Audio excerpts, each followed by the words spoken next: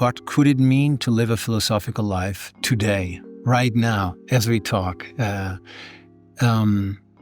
And one of the things that I often observe is that when I tell people I'm a philosopher, I've studied philosophy, they're very, very quickly interested in engaging me about the meaning of life.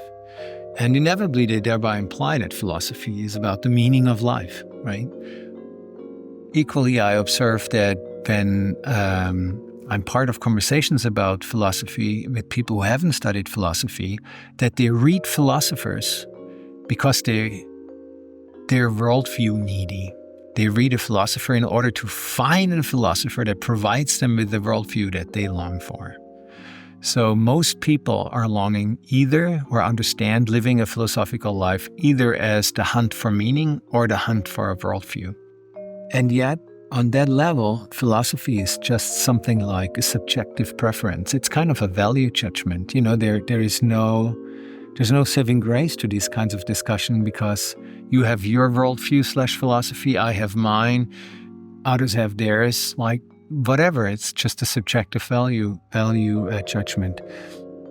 Doing philosophical research is very different. It's a practice to begin with, and it's a practice that is derived from the original practice of Socrates that Plato had in mind when he coined the phrase philosophy. What is that practice? Well, that practice is thinking about thinking in order to discover the assumptions that seem to structure how one is thinking, assumptions that are sort of foundational to how one thinks, how one talks, how one lives.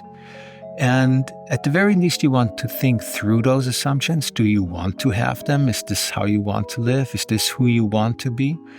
And ideally, from a Socratic perspective, you make yourself free from them, because in almost all cases, they're merely inherited from prior times. You were born into them, and so you don't want them to confine you. At the very least, you don't want to ontologically commit to them. So the bigger the distance between you and unexamined assumptions are, the bigger your freedom, the bigger basically your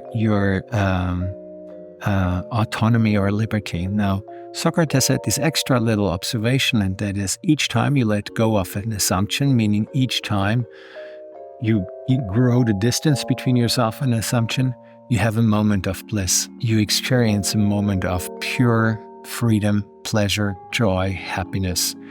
And so what does it mean to lead a philosophical life today? What actually means to do philosophical research with yourself, about yourself, to think about your thinking, to discover those patterns. And so this is very, very different from looking for a worldview or for looking for unchanging, timeless, eternal meaning or something like that.